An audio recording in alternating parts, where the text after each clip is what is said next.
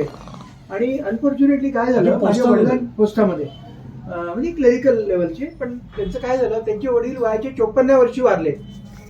त्यानंतर एक मला वाटतं 3 मुलं आणि 2 मुली ह्यांचा संसार सगळा पूर्ण त्यांनीच केला. आणि आमच्यातलं मी चौथा. माझ्या वाट्याला घंटा काही झालं नाही. त्यामुळं माझं मला सगळं, मी स्कॉलरशिप मध्ये घर चालवायचो. म्हणून मी लेक्चरर पोस्ट करायला, मला तर कार्डियक सर्जन व्हायचं होतं, पण उपाशीपोटी काही कार्डियक सर्जरी सुचत नाही. म्हटलं पॅथॉलॉजीला लेक्चरर पोस्ट लवकर मिळते. एवढी पॅथॉलॉजी घेतलं, लेक्चरर झालो आणि 4-5 महिन्यात सौदी अरेबिया गेलो. तिकडे डिमांड आहे, तेही मत होतं पॅथॉलॉजी रेडिओलॉजीला. 3-4 महिन्यात गेलो सौदी अरेबियाला. 2.5 वर्ष कमवलं. कुठे गेलं? मी सोलापूरलाच केलं, मेडिकल कॉलेज सगळं पीजी. आणि म्हणजे बरोबर कॅल्क्युलेशन केले मी अगदी त्याप्रमाणे लाईफ.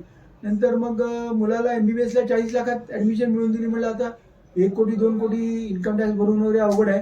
NRE कोटा 15% मधनं पाहिजे ते कॉलेज आणि पाहिजे तो सब्जेक्ट मिळाला. तो MD मेडिसिन, त्याला म्हटलं पॅथॉलॉजी नको होतं त्याला. म्हटलं मेडिसिन आता हे वाढून काय करायचं, दुसऱ्याला चालवायचं. तो भुवनेश्वरला शिक्षा व अनुसंधान युनिव्हर्सिटी आहे आणि सम कॉलेज म्हणून आहे, सम हॉस्पिटल म्हणून आहे बघ. शिक्षा व अनुसंधान म्हणजे इंजिनिअरिंग, मेडिकल, इंटरनॅशनल फार मोठी आहे ती. पण मी भुवनेश्वरचं मी नाव ऐकलंय. कारण खूप ऑल इंडियामध्ये तिथं डेंटल कॉलेज पण आहे. तिथंच बायको भेटली त्याला, श्रेया. मुलाचं नाव श्रेया, ती श्रेया लग्नाच्या आधीपासून. आणि तिथंच खूप कोर्सेस आहेत, म्हणजे कुठलं नाही असं नाही आहे.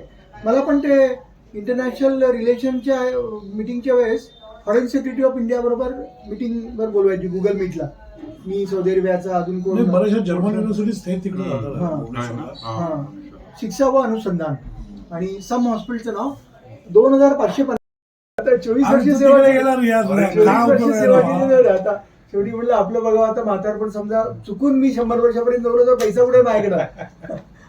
तुला काय वाटतं 10 कोटी पुण्यामध्ये डॉक्टरांना पैसे कमी मिळतात? 10 कोटी पाहिजेत म्हणलं कमीत कमी. Non taxable.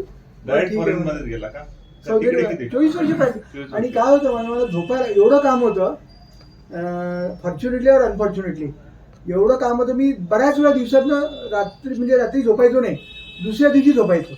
म्हटलं आज मी एवढं कमवतोय, एवढं, उद्या मला काही झालं, लकवा मारला, काही झालं तर 0 व्हॅल्यू आहे. मुलाचं शिक्षण व्हायचं होतं वगैरे म्हणून. नाही, पण आपल्याकडे तेवढं काम करावंच लागतं. इंटर्नशिपला किती मुलं काम करतात, किती, पण झोप नाही हे फार अवघड आहे ना. आज झोप नाही, उद्या रात्री झोपायचंय जवळजवळ 40 तासांनी. आणि वेळच्यावेळी जेवण नाही, खाण नाही. केव्हा तरी मी आतापर्यंत वर गेलो असतो. आता आहे जिवंत, ते तिथं आहे म्हणून आहे. वेळच्या वेळी व्यायाम, 8 तास ड्युटी. नियमित भेटलो असतो ना, असं कधीतरी कधी तू येणार आणि मग आम्ही तुला भेटणार. आता केव्हा तरी हाकलून देतीलच. आता करा, माझं रिटायरमेंट तिथलं पण झालंय, पण एवढं प्रेम आहे की करा म्हणतायत. आज एवढे हाकलून देतील, ठीक आहे आपण त्याला काय. माझं दुबईचं लायसन्स आहे, अबुधाबी आहे, शारजा आहे, सगळीकडे डिमांड आहे. इव्हन शारजाची किंग पण बोलत होते आमच्याकडे जॉईन व्हा म्हणून, म्हणजे रॉयल हॉस्पिटलला. म्हटलं सौदी सेटल झालंय, स्वस्त आहे. पुढच्या वेळी त्यांना भेटला की सांग, माझे मित्र पण मला बोलवत होते. मित्रांना घेऊन नाही, आम्ही आलो तुझ्यावर तर तुला हाकलून देते, मग तुला कोणी ठेवणार. काय म्हणते, इतका वेळ का लागतो ह्याला इथून इथपर्यंत यायला? नाही, मी पासपोर्ट ऑफिस मधनं, म्हणजे बाणे रोडवरनं बगली हॉस्पिटल, तिथं मग गप्पा टप्पा वगैरे खाणं पिणं झालं. ते खूप फेमस आहे बगली हॉस्पिटल. आमचे नातेवाईक आहेत ते. कॉर्नरलाच आहे ना. कॉर्नरलाच आहे, सातारा. तर तिथे बसलो. माझी सख्खी भाची त्यांच्यात दिली आहे.